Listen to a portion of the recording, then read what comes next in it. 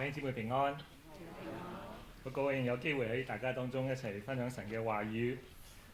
我都好少嚟廣東堂啦，而家所以好開心可以有呢個機會。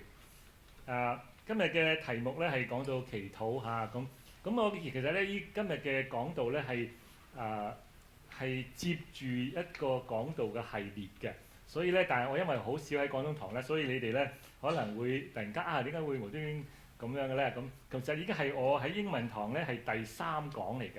咁但係因為我係 topical 咧，係可以跳咧都可以跟到嘅。咁但係咧，所以如果大家覺得今日嘅講道對你有幫助咧，我都鼓勵你可以上網去睇翻我哋英文堂嘅前2次嘅一個嘅我哋英文叫做 Transforming Our Prayer Life。咁我有 Part 1、Part 2，咁今日係 Part 3咁但係咧為咗大家嘅原因咧，其實我喺英文今朝我都係咧，我有啲溫習，所以咧其實係可以追得翻嘅，所以唔會話大家都冇頭冇尾咁樣嘅所以會希望可以咩咁我哋做一個祈禱先，我哋開始今日嘅嘅講道。親愛天父，多謝你，我哋能夠嚟到你嘅殿敬拜你，同弟兄姊妹一齊，我哋一齊肢體嘅，可以集體嘅，一齊去嚟到你面前即係用我哋口唱心和一齊去敬拜你，亦都咧去親近你。我哋願你祝福我哋今日呢個時間，特別喺我哋一齊去聽你個話語嘅時候，求你對我哋每一個人個別嘅説話，特別喺關於祈禱生活呢個咁個人咁重要一個層面裏邊，求主你繼續幫助我哋能夠有好嘅突破，好嘅進步。我就將以下嘅時間係只要講嘅一切恭敬嘅仰望，願主你親自嘅使用帶領。祈禱感謝靠賴主耶穌基督嘅名。我今日講到咧，我就係會用一個好似叫 topical approach 即係一個題目性嘅咧。咁所以我用嘅經文咧會多啲嘅。咁所以大家咧就或者會如果要翻聖經嘅難啲，但係我會喺個 PowerPoint 度出嚟。咁但係咧為咗大家免於大家去抄咁多咧，我係可以寫個 email 俾我，咁我就會寄我今日個 PowerPoint 嘅 slide 俾你咁你就少咗好多需要好仔細嘅抄個需要，咁可以專心聽可以大家一齊嘅可以領受多啲。咁咧我唔知呢個 work 唔 work，不過我即管試下，即係可能頭先英文堂嘅時候都有啲困難，可能而家又係唔得咁我要麻煩阿心同我咁next 下一個 slide 咁咧就我第一個嘅3次嘅講道，今日第3次咧喺英文堂咧，我第一次嘅時候咧，我講到咧係關於點樣去遇見神，因為我覺得喺我哋嘅禱告生活裏邊，如果要有突破咧，其實可能一個起始點咧，就係要我哋經歷神喺我哋嘅生命裏邊能夠遇見佢。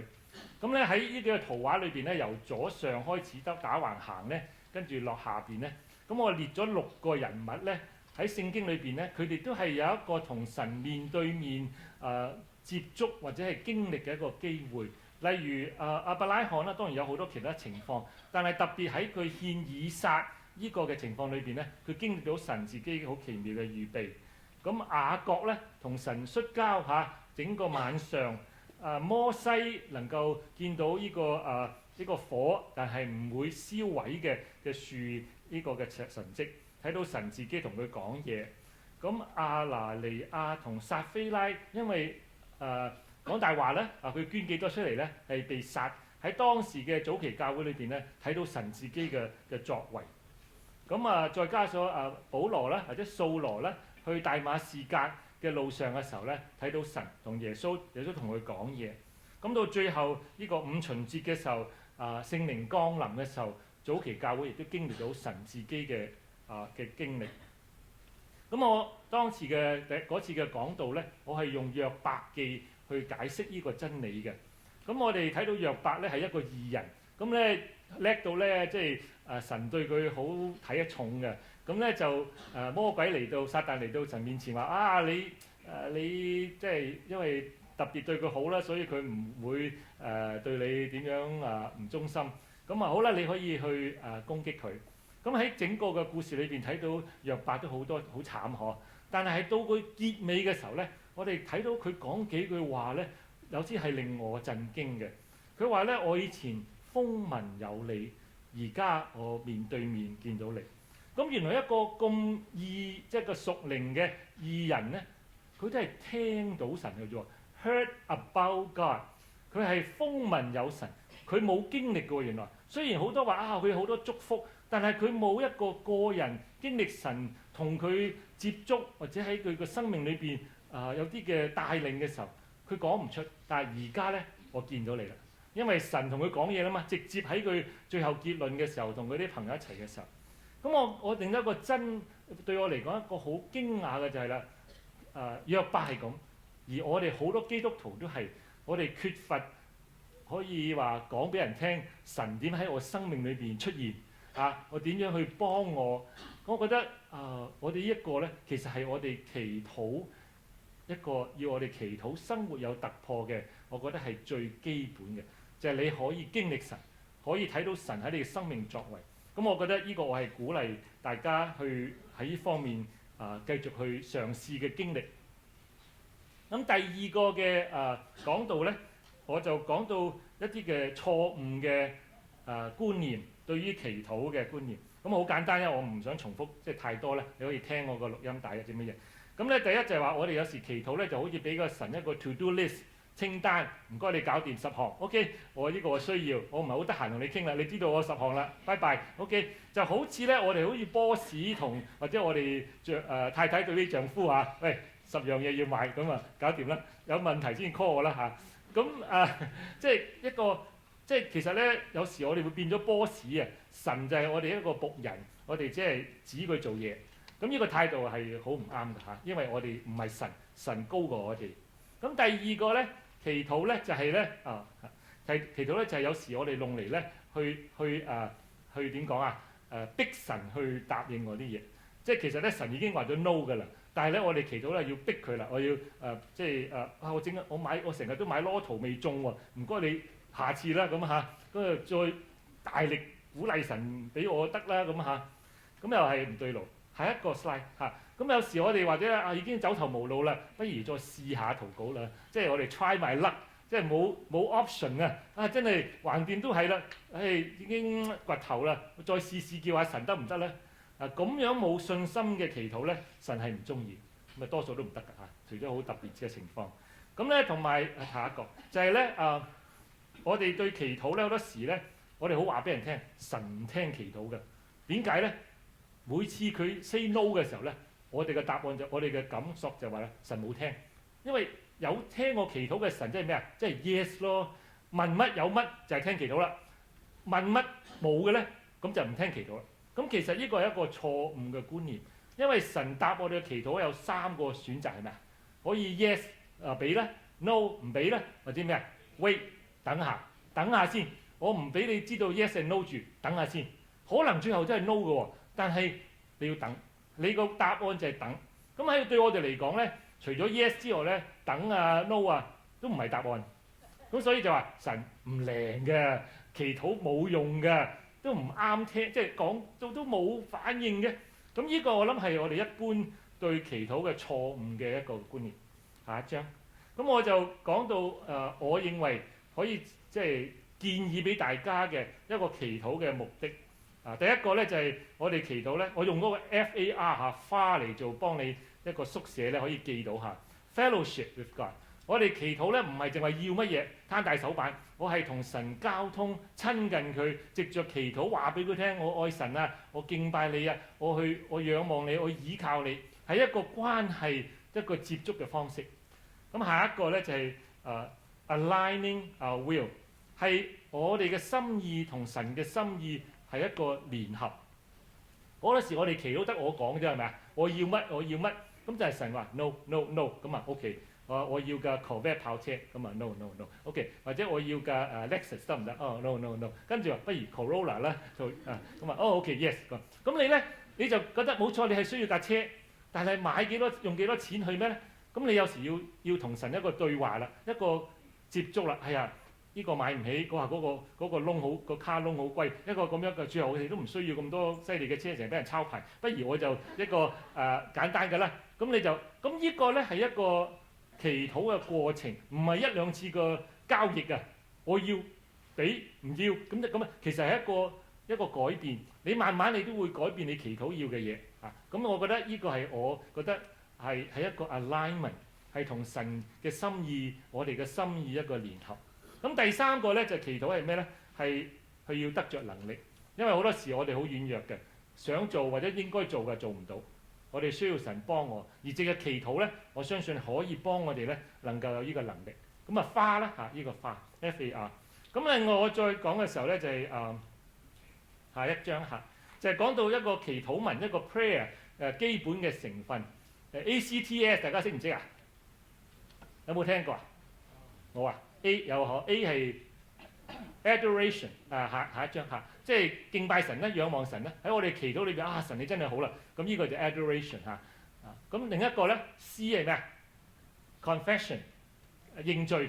祈禱裏邊有認罪啊！我就做錯咗啦，求你原諒我。咁我哋同神嘅關係又冇障礙啦，呢個嚇。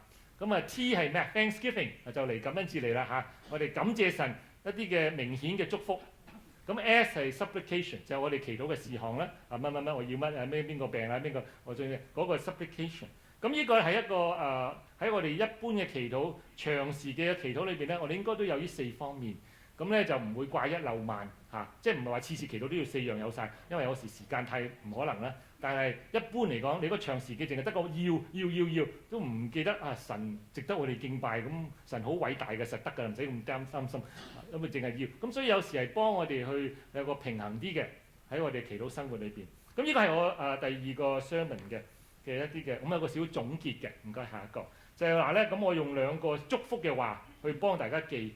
May you encounter God every day， 每日都經歷神。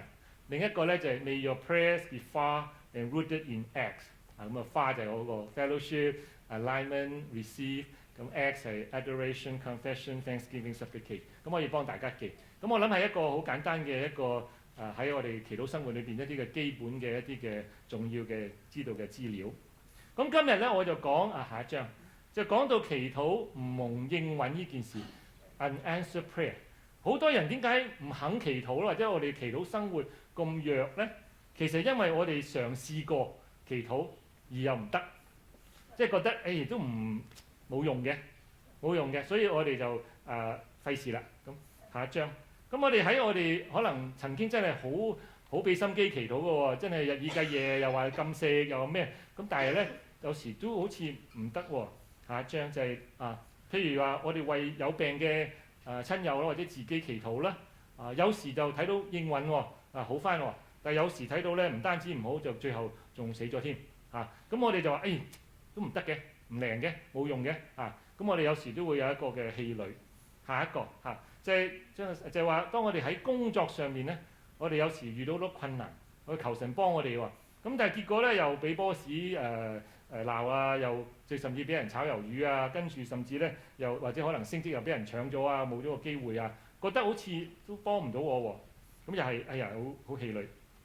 下一個就有時我哋喺我哋嘅關係上面咧，特別係單身嘅時候追人啊，追女仔啊，或者追男仔啊，唔係追男仔同男仔約會啊都會㗎追男仔。OK， 我而家已經落後啦，我自己唔知而家嘅行程係點樣嚇。咁但係咧有時真係結果唔得喎，即係好辛苦嘅都又斷咗喎。咁有時我哋好失望啦，話喺當中嘅時候咧就真係點算咧咁我喺大學嘅時候咧我都追女仔嘅，咁咧就追咗2年咧，最後都分咗手。咁所以我好明白嗰種過程咧係好難嘅嚇。我成日都祈禱㗎。我就問神，點解你既然想我分手啊？點解我係中意佢嘅仲？你不如將我中意佢個心攞走咗咪得咯？咁咪搞掂咯。咁我唔中意佢啦，咁咪唔會好痛苦咯。咁但係又唔係喎，嗰2年裏邊都好中意佢喎。咁人哋一路都話 no 咁。咁OK，咁點算咧咁？祈禱好似冇乜用嚇。如果你咁嘅角度係啦嚇。咁下一個嘅難題咧就係我哋嘅欠債累累啦。真係成日都係掹緊，成日都好唔知點算嚇。即係點算咧？咁我哋祈禱好似又幫唔到我喎，點咧咁？下一個就係關乎到我哋自己個人，我哋越嚟越多癮上咗癮，酒癮、毒癮或者咩嘅癮，而身不由己煙癮咁咧就失控。咁我祈禱多次祈禱，又係翻去嗰個習慣。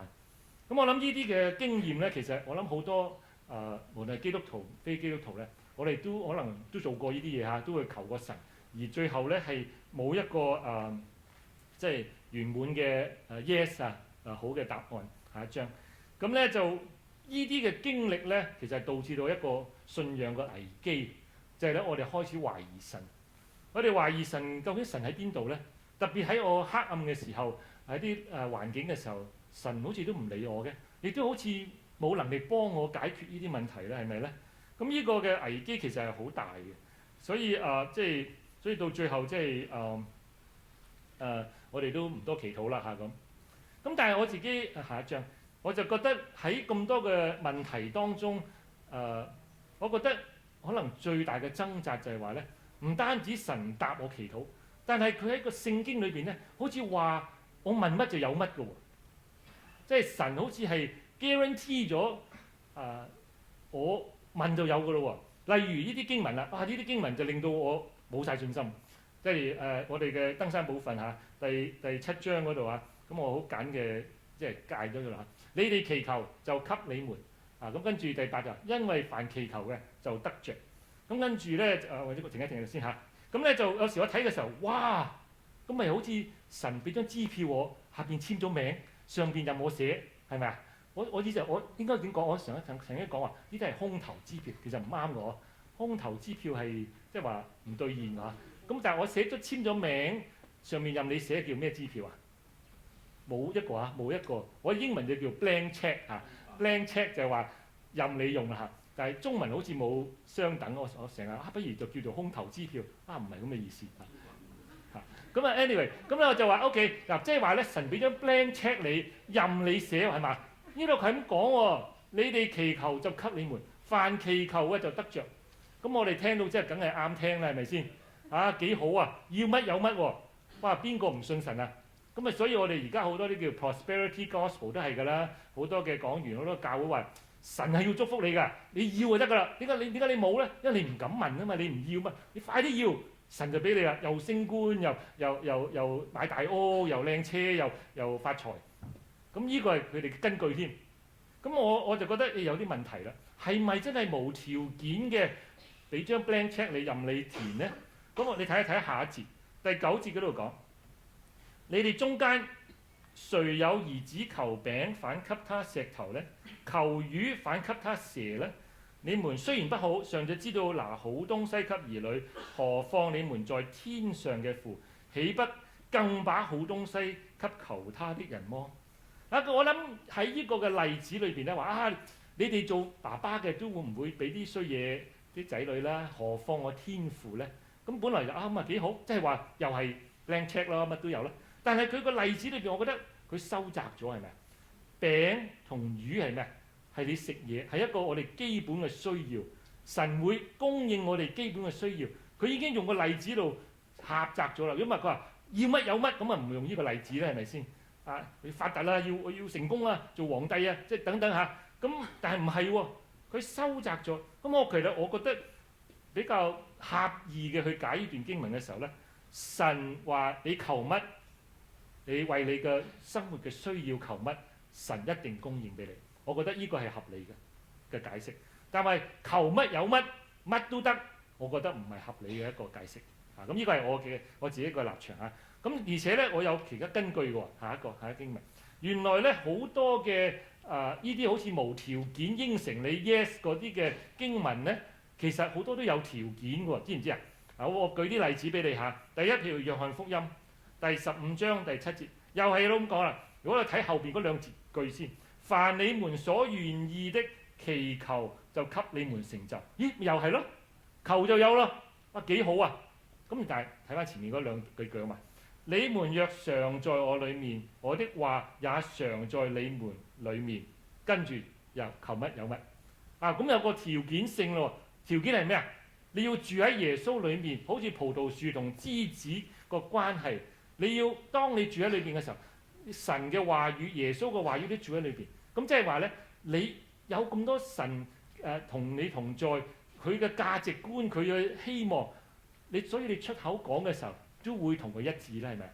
即係有個條件性，就話你同神好親密嘅，好似我咁，我成日都想有個 Corvette 跑車嘅，咁唔係神想我因為撞車又攞 ticket 啊，咁 speeding ticket，咁覺得你睇下你就唔會求呢啲嘢係咪？因為你同神好親密，咁所以個條件係導致咧你將 blank check 咧係收窄咗。咁下一個16章約翰福音16章23節，咁又係咁講喎，即係你哋由而家係咩咧？要必因我的名賜給你，我間住嗰度啊。向來沒有奉我的名求所，而家你求就必得着，叫你們喜樂可以滿足。咁又係講到求就有啦。咁但係呢個條件係咩啊？奉耶穌基督嘅名咁咪搞掂咯，即係好似一個方程式一個 formula。我每次要乜，最後加個耶穌嘅印章 in Jesus name， 咁咪搞掂啦。咁其實咁咪真係好啦，咁咪就係一個 blank check，即係話耶穌話我已經俾咗支票你啦，只要你最後簽名嗰部分寫我個名上去，你寫嘅寫我個名上去就有啦咁。咁但係 not so fast， 唔係咁簡單喎。其實奉耶穌個名咧，如果你諗下佢背後嘅含義咧係咩咧？其實即係話你嗰個祈禱咧，好似耶穌幫你講咁喎。咁你話耶穌會唔會講話Pastor Patrick 要架 Corvette 跑車，真係等我可以飛車咧？咁講唔出喎，因為耶穌唔會覺得咁樣係好事啊嘛。因為你即係對我起碼我個體會係啦嚇，對我而家嘅情況，我揸架跑車係唔係好事嚟㗎？因為我會失控㗎嚇。咁所以咧呢個咧咁我好知道啊，你俾架咁大嘅引誘我咧，我就頂唔住㗎啦嚇。咁所以咧，耶穌代我講嘅時候，奉佢個名嘅時候，就唔係一樣啦嘛。咁所以同埋我哋奉耶穌個名時候咧，我哋講到係我哋因為奉耶穌得到我哋嘅救恩，咁我哋有新嘅生命，咁我哋嘅新嘅生命所要嘅嘢同我哋舊嘅生命就唔同啦。咁又收窄咗啦，係咪？我哋以一個新嘅生命嘅基督徒去求神嘅嘢，就唔會咁市儈，又會功名利祿咩啊？要自己宴樂，而係神嘅心意、神嘅國度。咁又係有個 condition。下一個。咁佢話咩咧？又咩必得着？只要信。你們禱告，無論求什麼，只要信就必得着。關鍵喺邊度？你要信。你有冇同人一齊祈禱過？跟住咧，有人突然間之後話翻俾你聽，哎呀，靈喎，哇，得喎！你睇佢個表情咧，佢根本就覺得祈禱係唔會得嘅，但係結果又得咗喎！哇，真係不可思議啊，得咗啊！咁咧，呢啲唔係叫信係咪？我覺得祈禱嘅時候，我哋起碼咧，你有足夠信心。當你為一個病人祈禱嘅時候，你有足夠信心去想像咧嗰個人好翻係點樣嘅。如果你冇到一個有咁嘅信心嘅時候咧，即係話你根本就唔信。我試下啦，搏一搏啦，乜得係盡下人事啦，好過唔做啦嚇。即係而係你起碼，所以我嗰啲叫咩啊 ？Faith size prayer 係我自己想做嘅。當我去為一件事嘅時候，我問下我有幾大信心先？我係相信祈禱之後有果效，而且咧到佢出嚟嘅時候咧，我唔會嚇一跳嘅。呢個就係你信到邊個地步嚇？有啲人好有信心，所以有啲人好犀利㗎嚇，所以真係求大事。我哋信心少嘅就求少啲嚇。咁就你要信先至得着。下一個，咁佢仲有一個係話，因為主嘅眼喺彼得前書3章12節，因為主嘅眼看顧義人。主的耳聽他們的祈禱，唯有行惡的人，主向他們變臉。咁呢個係咩啊？一個條件就話你係義人咯，你唔係行惡，神會聽你祈禱。咁又有條件性咯，係嘛？即係我自己覺得好多嘅，我哋有時喺聖經裏邊嘅睇翻嚟有個印象咧，都係好似無條件嘅咧。其實我哋應該睇清楚啲，係有條件性嚇。咁所以呢個係我第一個論點，所以唔係有 blank check。下一章，咁咧，但係我哋起碼有個信心咧，神係聽祈禱嘅，而大部分時間，當我哋按神嘅心意祈禱嘅時候咧，下一章就係個答案係 yes 嚇。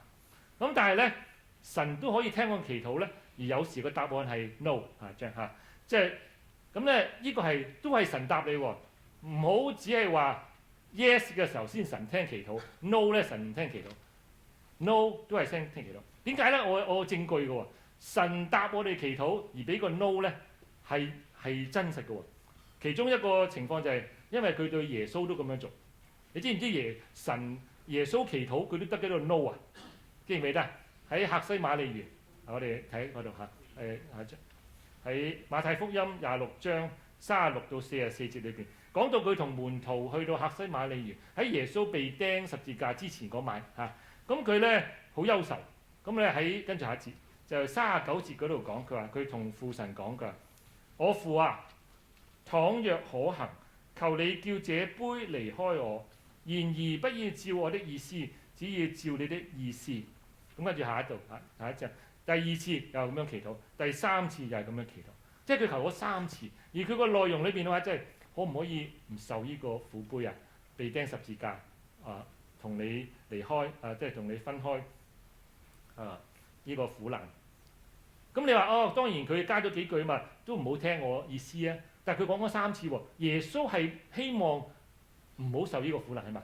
但係感謝主，神係 no。如果唔係，我哋就冇一個代罪嘅羔羊，我哋今日得到拯救。所以耶穌嘅苦難係幫咗我哋呢嘅信徒。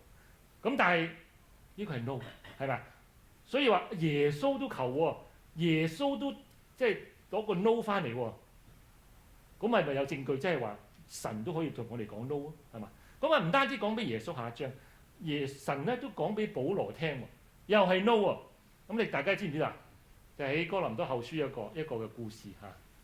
咁佢咧佢話喺第7節嗰度，又恐怕我因所得嘅啟示甚大，就過於自高，所以有一根刺加在我肉體上，就是撒旦嘅差役要攻擊我，免得我過於自高。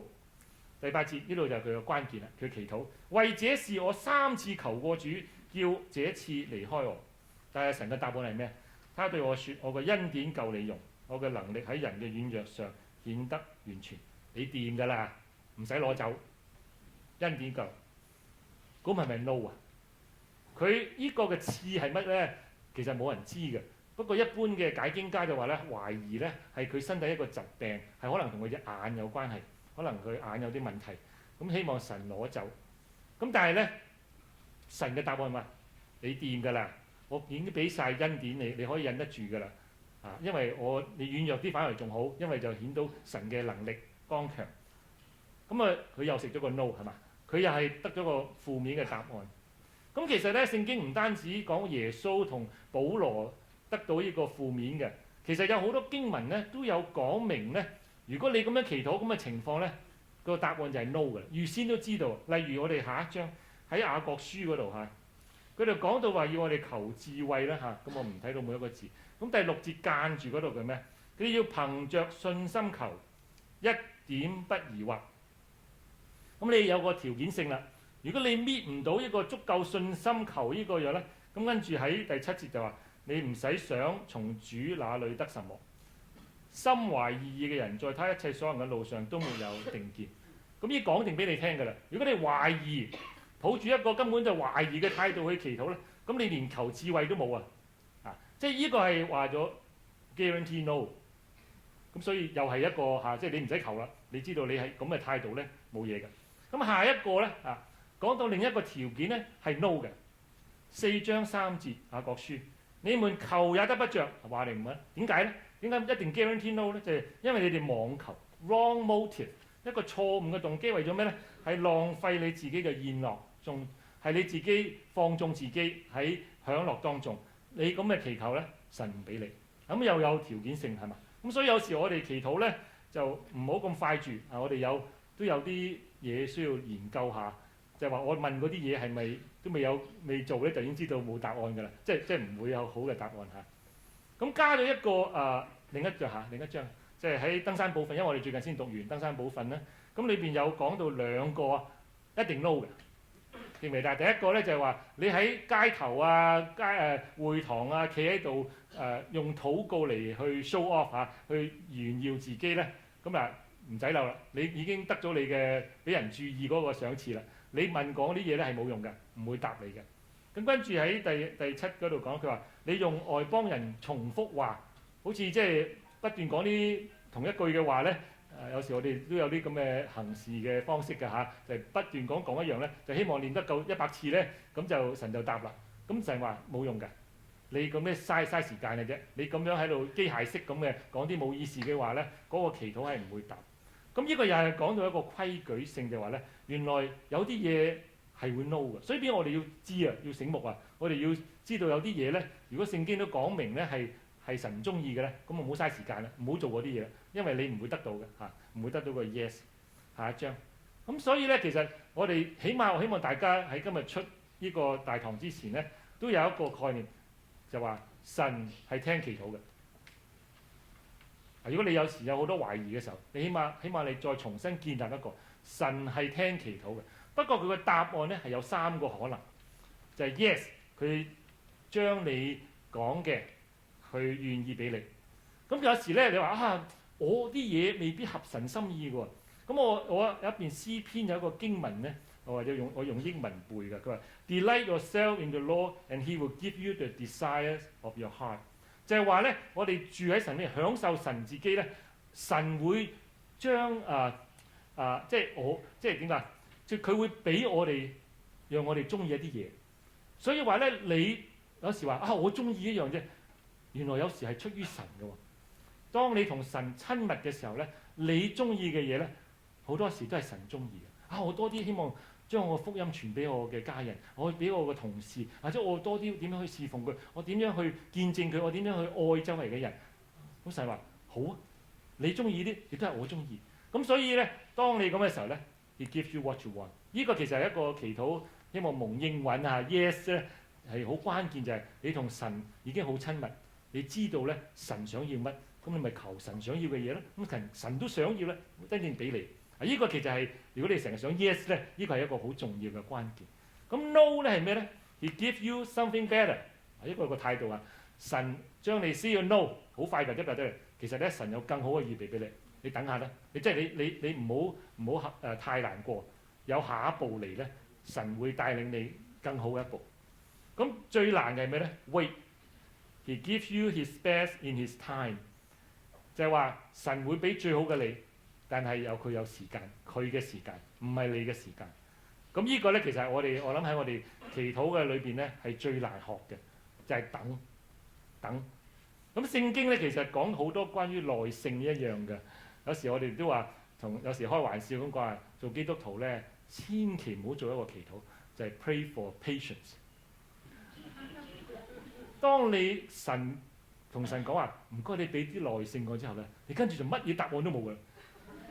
即係開玩笑嚇，就 patience，你 pray for patience，神就話等你乜嘢都 wait，咁咧你就真係好多 patience。咁呢個係一個笑話啦嚇，一個玩笑。但係咧其實咧聖經係講好多咧係要等嘅。下一章。咁好快嘅，即係幾啲例子咧，有好多人都等好耐㗎。挪亞咧由開始叫佢整個方舟咧，到洪水嚟嘅時候咧，等咗120年。亞伯拉罕咧話：你有個仔嘅，以撒會將來誕生嘅。佢等咗25年先至出現。亞各咧等咗20年咧，佢離家出走，因為哥哥同佢關係唔好，佢結果咧去咗個 uncle 啊拉班嗰度咧，佢捱咗20年先翻屋企。約瑟咧佢發咗個夢咧，將來佢會升高嘅，嗰啲咧即係咁，但係佢喺監裏邊等咗，最後咧等咗13年咧，先至喺法老個皇宮裏邊服侍。摩西咧帶以色列人出埃及咧，捱咗40年咧，先至帶到佢去迦南地邊。咁咧大衛咧當被膏抹之後做皇帝之後咧，佢等咗12年咧先至做皇帝。咁耶穌咧由出世咧等到30年咧先至出嚟侍奉。咁所以好多嘢咧，好多好嘅嘢咧，都係有時間性嘅。咁所以咧係等咧，其實係有聖經嘅根據。咁特別咧喺祈禱裏邊咧，我有一個證據咧，話咧係有時嘅答案咧係要等嘅。下一章就係羅馬書第1章第9到10節嗰度。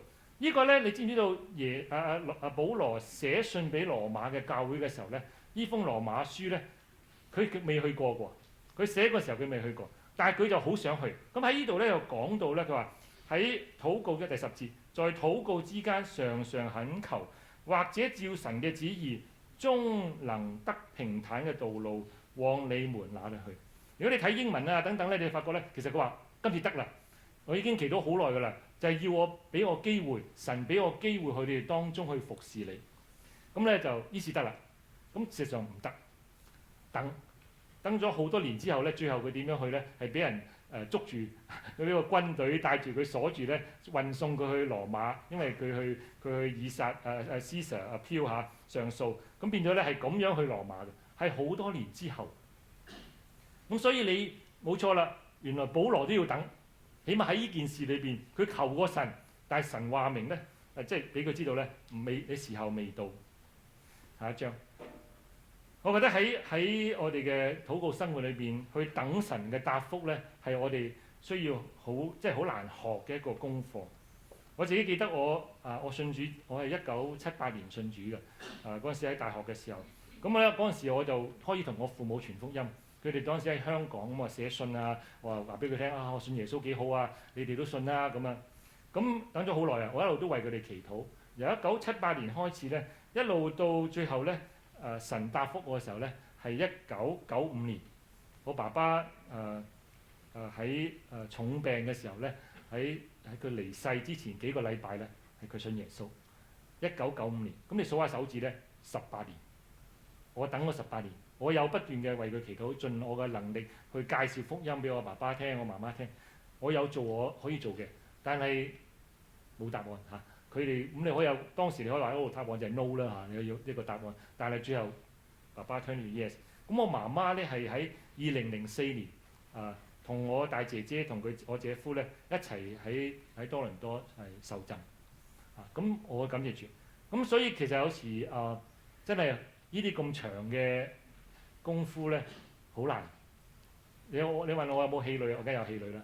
咁其實等咁耐咧，有頭先我英文堂嗰個姊妹話等咁耐唔等於 yes 㗎 Patrick 喎，係啊係，我都有時等咁耐，最後都係 no 㗎，即係有可能㗎。咁所以但係咧，去等咧係一個好難。咁但係唔知大家係咪喺度等緊啊？如果你等緊亦都氣餒嘅時候咧，我鼓勵你繼續。聖經都好多講，好似個寡婦啊咁你要求個法官啊，你要唔好放棄。聖經裏面係鼓勵我哋咧唔好放棄嘅。神會答我哋祈禱，有一日佢會知道。咁我哋盡量按神嘅心意嘅時候咧，希望最後嘅答案咧係一個 yes 咁喺我即係睇到講咗咁多嘅時候，下一章其實咧我會退一步，祈禱咧其實唔係一個 business transaction。我要神，我俾神講我要呢一樣，咁你答俾我，咁啊 yes no maybe 咁啊 wait 咁啊，咁其實唔係啊，其實應該睇翻闊少少，祈禱咧其實係一個明白神心意一個嘅途徑。咁所以講翻今日嘅經文嚇，咁我今日講經文就喺箴言3章5到6節，佢話你要專心仰賴耶和華，不可倚靠自己嘅聰明，在一切所行嘅事上都要認定他，他必指引你的路。其實祈禱如果你只係當一項一項咁樣來咧，就其實係好狹窄。其實我哋嘅生命係咪好複雜㗎？有時我哋都唔知應該用咩方求咩嘢，係咪？因為我哋都唔知道邊樣係最好嘅。但係咧，神知道，我哋需要咧去明白神嘅心意。有時我哋求咧，感謝主啊，神冇答應。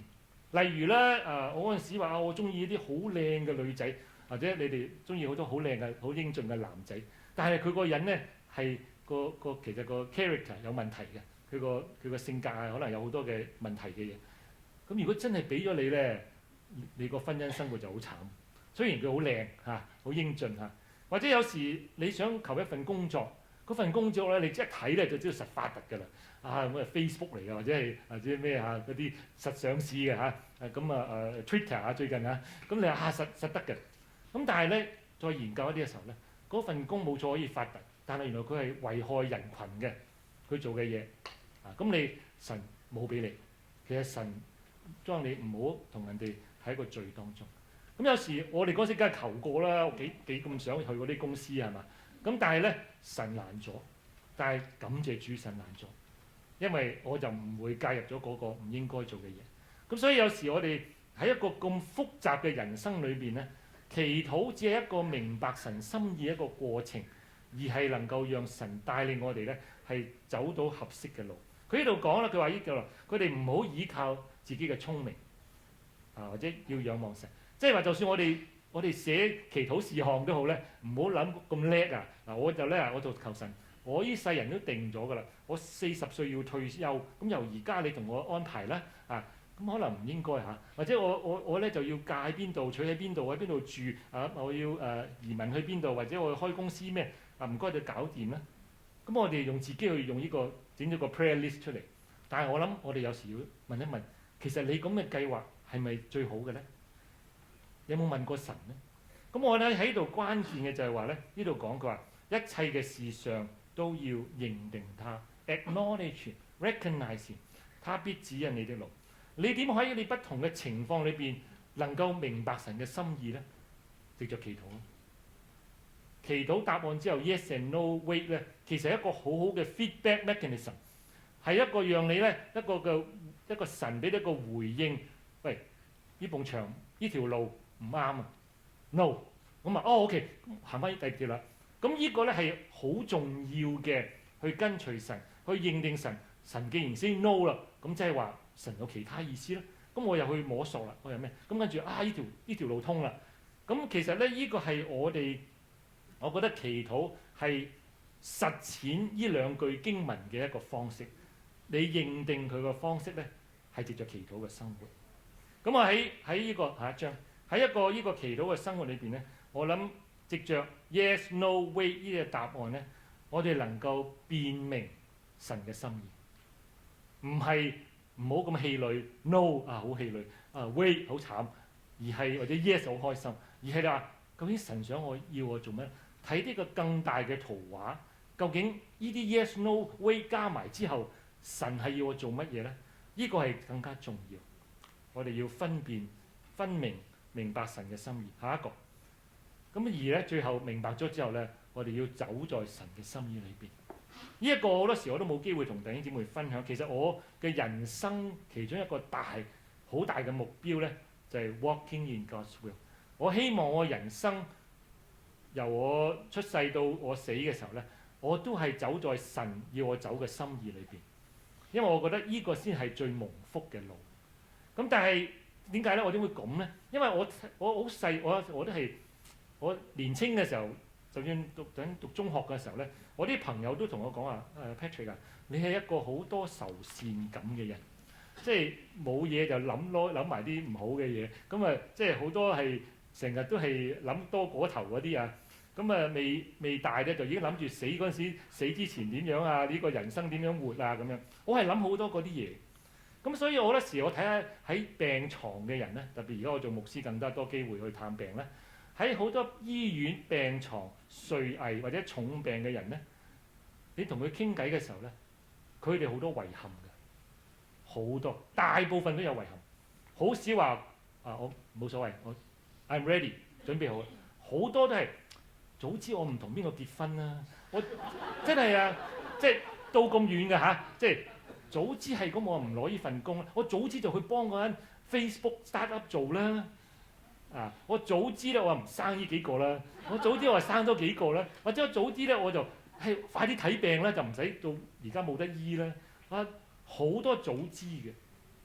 咁我覺得對我嚟講咧，我自己問我可唔可以到我喺嗰個角度嘅時候，喺嗰個境況嘅時候，我唔會講同樣嘅話咧？我可唔可以冇遺憾咧？我話好似保羅咁話，當走個路走完啦，當跑即係個打嘅仗打完，要守嘅道守完，我可唔可以咁有信心話 job done？敢唔敢咧？咁我唔敢喺今日誇口啊，但係我嘅追求嘅地方，即係話我一定希望喺我人生嘅特別大嘅決定裏邊咧，一定要問神，因為我覺得後唔後悔咧？呢個係我做 counseling 都係咧。我哋會唔會對我哋嘅人生過去後悔咧？係視乎喺個做個決定嘅時候有冇問過神？呢個係我嘅原則，係我嘅自己體會。就係話你結婚之前有冇問過？你轉工或者買個大屋嘅時候有冇問過神？嗰啲嘅 decision 裏邊，如果你有問過神咧，將來嘅後果好壞咧，神負責，唔係你負責。你唔需要 regret。遺憾，因為係神要你做噶嘛。所以關鍵就係話喺你啲大決定嘅時候，你有冇問清楚神？你有冇等過神俾你答覆？你就跟神要你做嘅嘢。如果有嘅話咧，一啲都唔需要遺憾。無論人生最後係順嘅逆嘅，都係神嘅心意。你睇保羅就係啦，保羅捉咗佢外邦嘅使徒幾慘啊！最後俾人殺咗添嚇。咁你如果從佢個人嘅角度話，佢梗係，唉，你做錯晒啦，即係幾慘啊！又俾人用石頭抌，又話要坐監，又咩？到最後都係處死。咁你用人嘅角度 all mistake，全部錯晒。喺神嘅角度 my job is done。所以佢話我要跑嘅路跑完，佢夠膽講話我該做嘅做完。點解？因為喺佢嘅人生嘅嗰啲十字路口裏邊，佢全部都問過神，而覺得神係俾咗個答案。我呢個係我自己做人嘅原則，就係話祈禱幫我去明白神嘅心意，而最後咧，我走喺神嘅心意裏邊，到我死都無憾。呢個係我覺得我嘗試希望做到嘅。咁我差唔多結束啦。我翻轉頭下一個 slide 嚇，翻去你同我撳晒嗰5個嚇。咁我哋曾經話依5個嘅情況啦，為祈禱，為病人祈禱，為我哋工作祈禱，為我哋嘅關係或者男女朋友戀愛嘅祈禱，或者我哋嘅經濟嘅需要，甚至我哋個人一啲嘅軟弱嘅祈禱。咁我哋睇下我講嘅開頭嘅時候話，就係因為依啲嘢祈禱唔靈咧，好多人唔再祈禱啦，都懷疑神啦。咁我哋聽完咗咁多之後咧，我哋重新去諗一諗，其實依啲係咪有一個可以一個新嘅角度去睇咧？疾病甚至死亡係咪人生嘅盡頭咧？如果神係 say no，yes 梗係好啦，醫翻好嚇。如果 say no，甚至死亡係咪一定係最慘咧？呢個就好埋身啊，係嘛？呢個視乎我哋嘅信仰。我相信人死咗就同神一齊，好似保羅講：活着是基督，死係無比嘅。我可以同神一齊。所以咁嘅時候，死亡唔係盡頭，係另一個更好嘅開始。咁嘅時候咧，睇人生嘅唔同睇法啦，係咪？我話我自己嘅原則就係話，人嘅生命，我成日同自己講嘅，唔在乎長短，而在乎你有冇活得有意義。每一日你有冇活得有意義？好長嘅生命，即係咁樣浪費咗嚇，冇乜無所事事嘅，咁你係咪有意思咧？好短嘅生命，但係好精彩嘅去活出。佢做完佢做啦，去神嗰度。咁神話：誒，雖然你得20零歲啫，或者咩收工啦，嚟我度啦，享下福啦。咁我哋人嘅話我哋身邊嘅親友梗係好可惜，好可惜。但係係咪應該好可惜咧？對個個人佢當事人嚟講，佢可以同神一齊。咁呢個真係好埋身啊！你要問自己，你係咪真係相信同耶穌喺天堂係好過你喺地上享過一個幾百歲嘅人生咧，百幾歲嘅人生咧？咁你要真係問係咪？咁你有挑戰啊！神嘅心意，我嘅心意，幾長命咁樣嘅 quality life 我嘅生命嘅方式係咪值得咧？真係好埋身嚇。咁至於譬如工作好唔順啊，有冇諗過好唔順係神要你擋你條路，等你行第二條路咧？呢份工根本就唔適合你嘅，你唔應該同流合污嘅所以你又唔應該搏命成日諗住發達嘅。神擋晒你，跟住你行一條佢要你做嘅嘢。佢要你用你嘅恩賜，神俾你託付，要你走嘅工作嘅道路，你會唔會欣賞咧？啲戀愛嗰啲更加啦，嫁錯娶錯，比冇嫁冇娶仲好，係咪？我諗你可能你都特別，我有時接觸啲鬧離婚或者一啲嘅情況嘅時候，真係一個破裂嘅，即係個唔好嘅婚姻，不如單身好過啦。咁所以但係你講嘅易啦咁我明白，但係好難。但係我未能夠同神嘅角度咧，嗰啲 yes no maybe 嗰啲 way 係咪有佢嘅心意咧？欠債可能應該俾我哋一個檢討啦。或者我哋用錢唔夠小心，買架車買啲平啲嘅得唔得啊？個供得唔使咁辛苦啊？咁你咪可以錢多啲咯。或者我哋間屋唔使住咁大啊即係可能係神俾我哋去檢討我哋嘅生命，或者我哋學習信靠神啦。你已經好忠心嘅用錢，但係唔夠。你咪睇下神出神蹟去幫你啊！喺我讀神學嘅時候，我睇到經歷好多。我學嘅唔係淨係知識，而係學點樣去信靠神。好奇妙嘅神供應我一啲嘅需要，係話真係踏上一個信心嘅道路咧，係好奇妙啊！神真係供應㗎，原來唔係得個講字㗎。當你做佢要做嘅嘢時候，咁講於話個人嘅一啲嘅捆綁我哋嘅或者係上晒癮啦毒癮酒癮嗰啲，好似跳唔翻出嚟。其實有救㗎。我幾個禮拜前我落San Diego差唔多San Diego啦就係Rick Warren 個 Saddleback Church，佢哋有成幾萬人嘅嗰啲會友。咁咧佢有一個 ministry 佢做叫做 Celebrate Recovery。我好欣賞，其實我好想話有一日主恩教會，當我哋 ready 嘅時候，我都希望有呢個 ministry。咁佢嘅 ministry 咧係針對嗰啲有過去有好多好破碎嘅生命。我哋美國其實好特別喺白人嘅社會裏邊咧，其實係好慘。即係當我接觸多啲嘅時候，好多問題。我哋中國人、我哋華人可能仲感謝主，未到嗰個情況。嗰啲嘅黑暗、嗰啲嘅創傷，個個都係酒癮、毒癮，又係嗰啲性生活亂晒龍，跟住又 abuse，跟住depression，跟住好多。但係呢個 ministry 好似係咩咧？佢將呢啲人將佢哋生命重建翻，睇到佢哋侍奉嘅咧，全部係 leader。而家呢個 ministry 已經係 international 啦，全國際性。咁佢哋喺呢啲嘅裏邊，我哋灣區有幾個教會有。如果你想有興趣，有啲朋友咩需要咧，可以問我，可以介紹你去。我哋自己冇啦嚇，但係有啲地方係唔係好多間，但係有嘅喺我哋嘅灣區，就係幫助呢啲好似喺困境裏邊跳唔翻出嚟，已經冇辦法嘅，而因着信仰、因着弟兄姊妹嘅愛、接納、重生，到唔單止只係話勝過走人，而係根本過一個好有意思。所以佢哋嗰啲同工咧，啲義工咧，全部係過來人。而家係做得好好嘅，做得好。所以我自己就話冇錯，祈禱好似未答、未蒙應允，跳唔出個圈子，繼續努力，繼續努力，有辦法嘅，有辦法。所以我自己覺得最後咧，我希望鼓勵嘅就話，祈禱生活咧係好重要。下一章係一個總結，好重要，係一個好埋身嘅一個嘅工作。但係咧，千祈唔好忽略，千祈唔好忽略。咁我咧最後我用3個嘅祝福嘅話咧，去幫你哋。都係對唔住係英文啊，我要譯翻中文。下一句May you encounter God every day。呢個係我哋祈禱生活嘅，你學習去追尋更多嘅經歷神。其實你祈禱嘅時候咧，啲 yes no wait 咧，你好奇妙嘅。特別有時得到啲 yes 嘅時候，哇！真係感謝主，真係超過我所想所求。我自己做牧者之後，我踏上呢條侍奉嘅路，我要學好多，我即係離開我嘅 comfort zone，我學習去仰望神。即係正如我媽媽話：你仔細老婆亂，喺嗰陣時10幾年前就話你走去侍奉，不如等你揾夠退休先至上啦。到你揾夠退休嘅時候，你做乜嘢？媽媽做啲傻事，媽媽唔會理你。咁你而家做傻事就唔得。咁我話我當然媽媽愛我啦，錫我。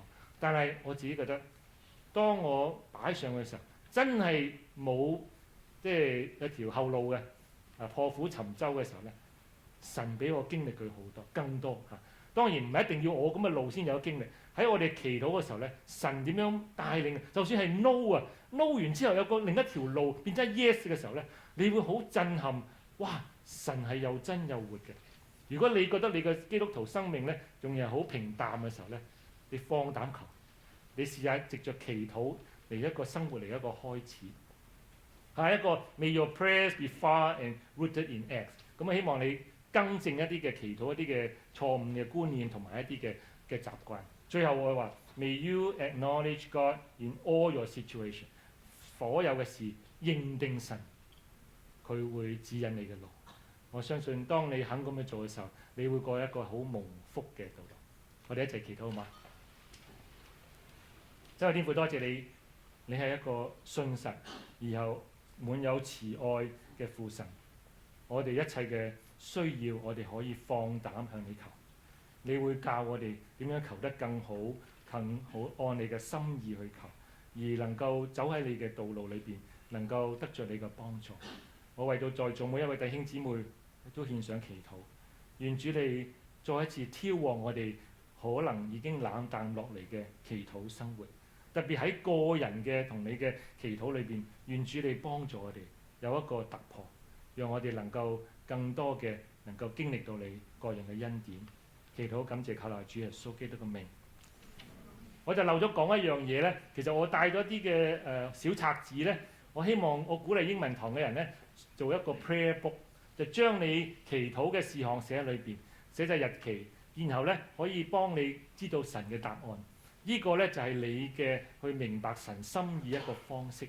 我過去喺大學時代，我開始咁樣做咧，對我好大幫助。特別喺我靈性低落嘅時候，久唔久突然間揭翻嘅時候，哇！原來神答晒喎！我點解咁低落咧？其實神一路冇停嘅去指引我。咁我希望你咩？咁你可以問我啊。咁啊2蚊雞係2蚊，好平嘅啫。OK，好，拜拜。